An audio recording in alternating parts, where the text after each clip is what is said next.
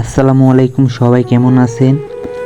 নতুন একটা কাজের ভিডিও নিয়ে আবার চলে আসলাম।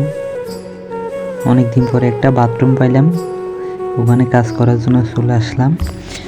আমি আমার মেশিনে ব্লেড লাগাইতেছি, বাথরুম কাটিং করব এখন। আপনারা দেখতে থাকেন। ইতিমধ্যে আমি কাটিং শুরু করছি, আপনারা দেখেন।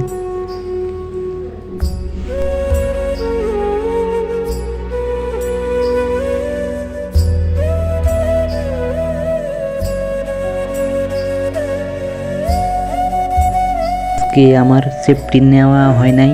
আমি সেফটি না নেওয়ার কারণে আমার চোখ মুখ পুরো অন্ধকার হয়ে গেছে। দেখেন আমার চেহারাটা কী অবস্থা হয়েছে। আপনার সেফটি নিয়ে কাজ করবেন, না হলে সমস্যা।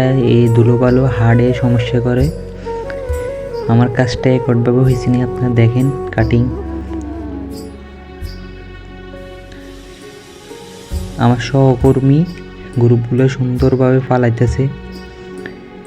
এর ভিতরে আমি চুরি কাটা কমপ্লিট করে গেলাই। আগে মাপ নিয়ে আমি 5 কাটে ফেলাইছি, এখন চুরি কাটবো।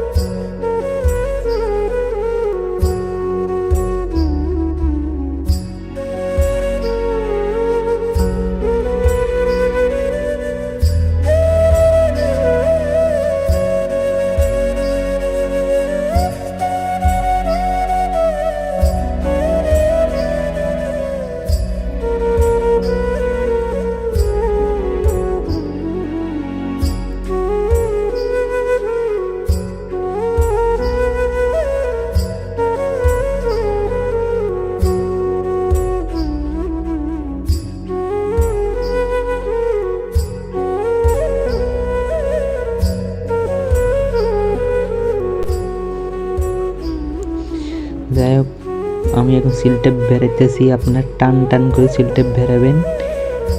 টান টান করে সিলটেপ না বেরালে কি হয়, আপনার ওই টাইট দেওয়ার সময় লুজই থাকে, পিছনের দিকে সিলটেপগুলো চলে যায়। আর যদি টান টান করে বেরান তাহলে ভিতরে ঢুকে যায়, ফ্যাঁসের ভিতরে, আর লিকেজ করে না।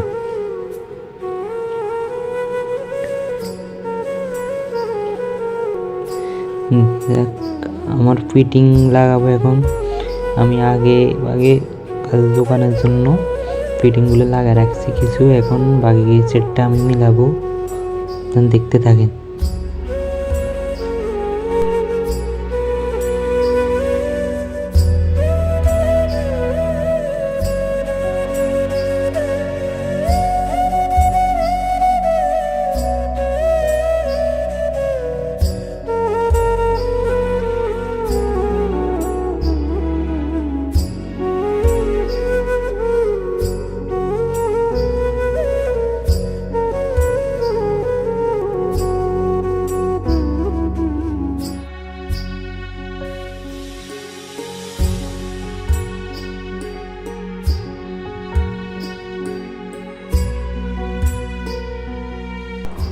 যাই হোক, টাইটগুলো ভালোভাবে রেস্ট দিয়ে দিতে হইব।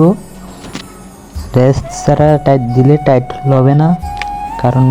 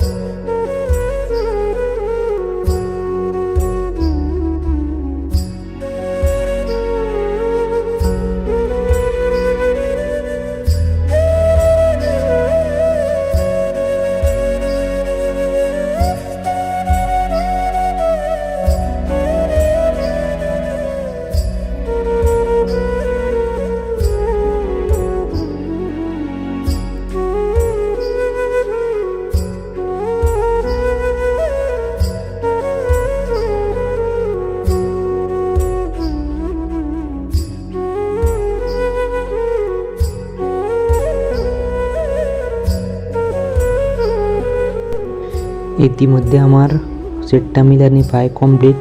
আমি এখন কনসোল স্টক কক আর বাল্টির ট্যাপটা পয়েন্টটা লাগাইলে আমার কমপ্লিট হয়ে যাব। তারপরে আমি গাঁথনি করার জন্য যাব। এর ভিতরে আমি 4 ইঞ্চি কাজটাও কমপ্লিট করে ফেলাইছি। আর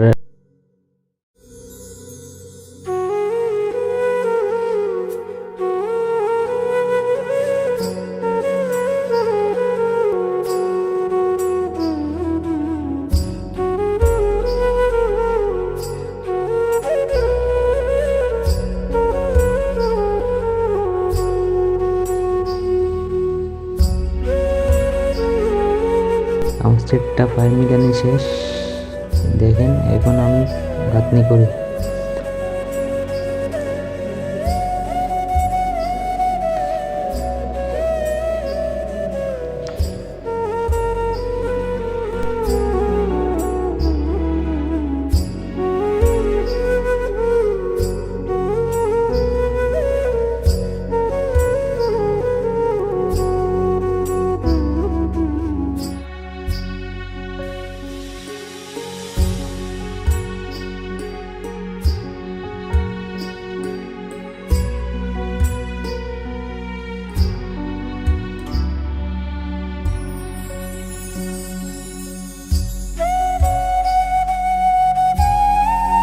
আমি গাঁথনির মাপটা একটভাবে ঠিক আছে নি এটা দেখতেছি।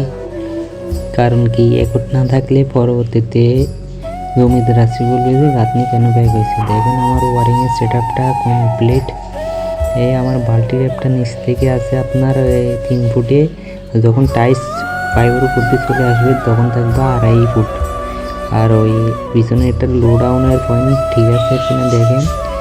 আর এদিক থেকে গেছে আপনার বেসিংয়ের লাইনটা। আর আমরা সাইফোন সবসময় পিছন থেকে দিই 12 ইঞ্চি, কারণ পিছনে প্লাস থাকবে তো তাই লো ডাউন। আর ওয়াশিং লাইনটা ঠিক আছে। ওইদিকে কেসিং রুমের লাইনটা গেছে। কেসিং রুমের লাইনটা এদিক দিয়ে ভিতর দিয়ে নিয়ে গেছি। এটা হচ্ছে আমাদের কেসিং রুমের লাইন। যাক